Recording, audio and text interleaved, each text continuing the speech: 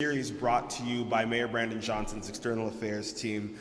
Today we had a wonderful day in the 46th Ward talking to neighbors and businesses, and I wanted to just make sure that you all had an opportunity to hear directly from the folks who were there with us today, the elected officials, and so without further ado, I will just go ahead and pass it to Senator Mike Simmons. Senator?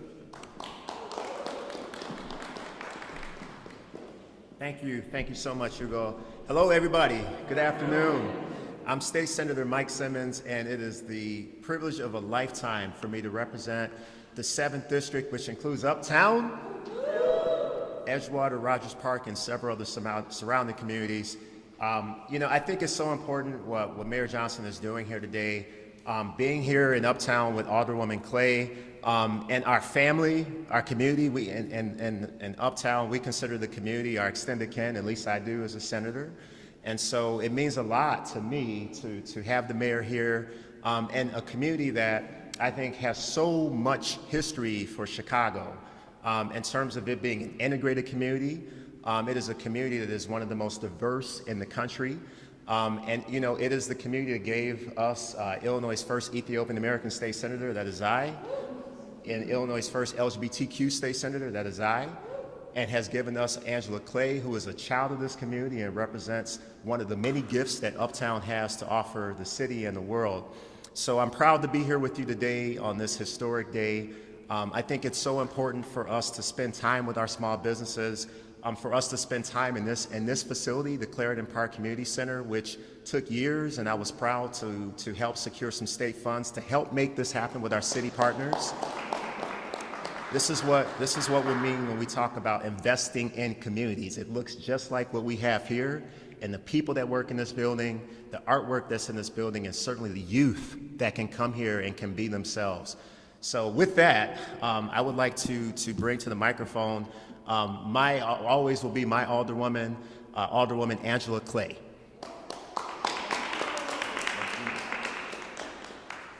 All right, good afternoon, good people. Good afternoon. Happy 70 degree in September. I appreciate everyone for being here. What a beautiful day it has been in the 46th Ward, and I'm so proud to have spent it alongside Mayor Brandon Johnson and his incredible team, including our amazing DPD Commissioner, Sierra Boatwright, our DOH Commissioner, Lisette Castaneda, and also our Deputy Mayor, excuse me. We also are super excited to have our elected official, Senator Simmons, here joining us because this truly shows the collective energy around our ward. We have had an amazing time walking our streets, meeting our neighbors, and seeing firsthand the heart of our community. I want to give a huge thank you to the neighbors, business owners, community organizations, the Uptown Chamber of Commerce, who joined us today to share their love and appreciation for our ward. We started the day off at Nabala Cafe, where Ayed Seed shared how city support through a small business improvement fund helped fund his small business and allow it to grow. Nabala Cafe is an amazing melting pot full of taste and culture that reflects the commitment to bridging our ward with community and activism. It was a perfect reminder that when we invest in local businesses, we also invest in neighbors to have safe spaces in their community that feel like a piece of home. Then we stepped inside the historic Uptown Theater, a true gem for a rare behind-the-scenes tour with iconic owner Jerry Michelson of Jam Productions and the author of The Uptown, Chicago's Endangered Movie Palace. The granddaddy, as I affectionately call the Uptown Theater, just celebrated a 100-year-old birthday, and we're deeply invested in preserving and revitalizing this legendary entertainment gem to be a tourist destination and a communal hub. We also made a stop at the newly reopened Lawrence Red Line station to talk with our partners over at CTA about the success of the Red Purple Modernization Program. I want to thank the interim CTA President Nora Learson for joining us. Thanks for brainstorming with me about making our transit safer, more accessible, and surrounded by vital development that benefits all of our neighbors. Thank you to the Chief Dental Officer at Broadway Youth Center, Robin Gay, and the Director of Policy and Advocacy, Tim Wang, for hosting us at the Broadway Youth Center. One of my favorite places on the planet. We had an opportunity to meet incredible staff who are creating safe, welcoming spaces for youth, and especially youth experiencing homelessness. Making investments, especially in healthcare that understands and meets the needs of our young people, results in a healthier and safer future for all, and I'm extremely thankful to have them here in our ward. Right now, we're closing out at Clarendon Park, another historic and newly remodeled staple in our ward, with a community conversation that was honest, heartfelt, and full of next steps. We talked about healthcare access across our ward, especially after the recent tragic closure of Weiss Memorial Hospital's inpatient services, including the city's upcoming budget priorities and how we can protect our community from the impact of looming federal funding cuts. Most importantly, we listened, and we heard from the people who call this ward home. Today showed what's possible when we come together via city leaders, community partners, and neighbors to dream big and build a stronger, healthier future for our children to thrive and our elders to enjoy their golden years. So again, the 46th Ward is full of brilliance, resilience, and love, and I could not be prouder to welcome you into our home today to show a reflection of our values. I appreciate everyone for being here, and I want to introduce our mayor, Brandon Johnson. Thank you, Alderwoman Clay, for your leadership. Good afternoon, everyone. Good afternoon. Thank you, Senator Simmons, for your presence and for your leadership and your bold stance and commitment to the people of the 7th District. Today, my administration continued our Day in the Ward series here in the 46th Ward, Uptown neighborhood, visiting local businesses and community leaders. And I want to thank all of the community leaders that are here today, individuals who are on the ground every day ensuring that we are building the safest, most affordable big city in America. And through our Day in the Ward series, we aim to visit all of Chicago's unique community areas. We want to engage with people, stakeholders. Ultimately, the goal is to chart out our path to a safer and a more affordable Chicago for everyone. As the Alderwoman indicated, the Nabala Cafe this morning was an impressive space. This cafe is owned by Mr. Iyad Zeed, who has an incredible story about going from software and data sales career to doing mutual aid work and now creating this community space. At the cafe, we discussed city's Small Business Improvement Fund, which Nabala Cafe is a recipient of. The city of Chicago awarded Nabala $75,000 in city grants to support the interior build-out of their new cafe as part of our commitment to supporting and the launch of the growth of local businesses. Next, we went to the Uptown Theater, and what a remarkable jewel we have here in the city of Chicago, an historic theater. Our investment in arts and culture in our city is really critical to ensuring that we remain the most dynamic place on the planet. This theater is a crown jewel of the neighborhood in our city. And it's clear that the Uptown community is determined to restore this theater to its former glory. I do want to give a special thanks and a great deal of gratitude, and I commend Jerry and Andy for their resilience in fighting for this theater to reopen it and the hope that they bring to Chicago. Our next stop, of course, was at the Red Line, the Lawrence Red Line station in particular. These are investments that we are making to improve our public transportation system. The CTA celebrated 4 reconstructed Red Line stations, Edgewater and right here in Uptown, as part of our $2.1 billion Red and Purple Line modernization program. This is phase 1 of this project. We do know that having a well-funded and a robust public transportation system that's modern, is fully accessible to those individuals with elevators and escalators is critical to moving our economy. We're going to continue to advocate for these critical investments in our transportation system. And then, of course, many of you all know my commitment and love for our young people. And so visiting the Broadway Youth Center and having a chance to talk to Tim Wang and his entire team was clearly a full example of what it means to invest in people. And we explored this welcoming space, particularly for the LGBTQ youth and young people who are experiencing homelessness and housing instability.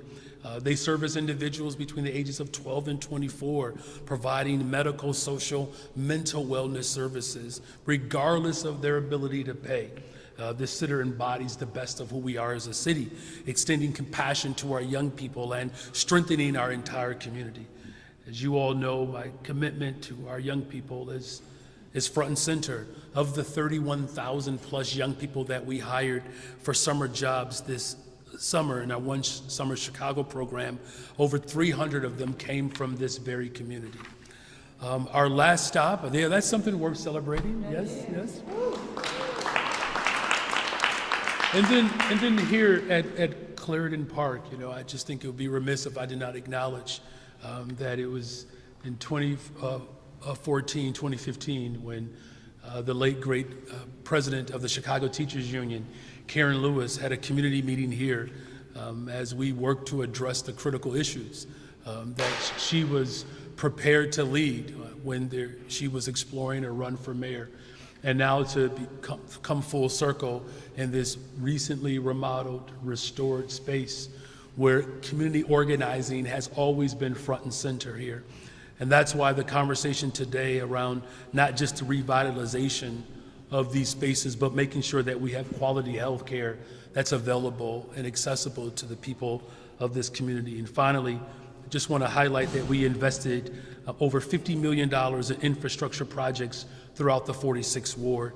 My administration looks forward to making these continued investments in small businesses, infrastructure, organizations serving young people, and all of the community development that's happening here. I'm grateful for the Uptown community leaders, the spaces that they hold, and for hosting us today, engaging in very productive conversations. We are dedicated and committed to building the safest, most affordable big city in America, which is the greatest city in the world. And I have to say, the most dynamic community in the entire city of Chicago, Uptown. Congratulations, you all. And with that, we'll take a question. Good afternoon, Mayor. It's all you today. Good afternoon. Very excited to have the exclusive. I'll start on topic with the Uptown Theater. You all correctly identified as a crown jewel of this neighborhood. You all know that it has been closed for decades, and you mentioned Jerry Mickelson and the folks at JAM have been trying to get some help for years to try to restore it to its former glory and maybe reopen it one day. I know it's a tough budget process. What can you offer the folks at JAM and the folks at Uptown and the people who live around it who very much want to be able to see a show or a movie there again one day? Yeah, well, first of all, let me just, again, give a special thanks to the individuals that are involved in keeping this hope and this dream alive. Today we had our Commissioner for Development and Planning, Commissioner Boatwright, out here today. We're taking this venture serious, and we're going to explore some options to figure out how the city can be supportive of this effort. Now, there's a lot of work to be done there, but this is really an international movement, quite frankly. There's no space like this space anywhere in the country and arguably in the world. I mean, we're talking about, the architecture alone, the seating, the acoustics, the lighting. I would encourage more people to see what this magnificent facility holds. So we're taking this seriously. It's why it was a part of my stop here today, to work with the Alder, our state elected leaders, the philanthropic community, and of course local city government, to figure out how we can restore this crown jewel and get people back in here to be able to see concerts, shows, and get people working. Excuse me. All right. Okay, so speaking of money, There's been a lot of talk about the budget. Obviously, there are hearings going on down at City Hall. The working group that you convened in April and also your budget people have talked about the importance of City Council approving and you signing off on a continuation of the grocery tax. The state says if we don't do it by October 1st, the city has to worry about collecting it on its own. Do you believe that the council will act in a timely manner to get that done? And I actually like to ask the alderman or alderwoman as well how she feels about that. Sure. Well, look, the first thing is I put together this working group to bring solutions to the conversation, right? And this is not the only group that we've convened, right? We've had budget community engagement. Our community engagement team is here. We're bringing every single entity as well as perspective to the table to address the structural damage that we're going to fix, right? We know what we inherited. We knew what we got ourselves into when we ran for office, and we made a commitment that the ills of the past, that we're going to provide the necessary response so that we can continue to build safe and affordable communities. There are a number of things that are within that report that I do believe that we should take a closer look at, and there's some things that I don't necessarily agree with. But what I can say is that the report did reveal something that I've said repeatedly. We don't have a spending problem in Chicago. We have a revenue problem. And that's why my budget is going to reflect the values of working people, where we're going to challenge the ultra-rich to pay their fair share in taxes. Now, as far as the grocery tax is concerned, look, this has been a tax that's been around for over 30 years. It's been collected. I don't believe we should raise the number of that particular tax, but this is something that the City Council will explore. But again, the ultimate goal is to make sure that those with means put more skin in the game. Alder, you want to add to that? And I think that's an awesome question because it prepares us for what we're going to be asking during budget, which are some tough questions. However, I agree with the mayor that this is something that's been around for decades that we don't have to politicize. We have to understand that this is a revenue source that the city needs, and how do we also make sure that we are looking at other revenue sources as well, so that we are not just trying to put the burden on working class families. Quick follow-up, do you think that you and your colleagues will pass it? You saying me and what colleagues? There's 50 of us. I think that's the beauty of City Council is even when we come together, we have so many ideas. So passing it is just a matter of getting in a room together to have some real deep conversations about the impact and the effects that it's going to have on our communities. Thank you all. No problem. All right.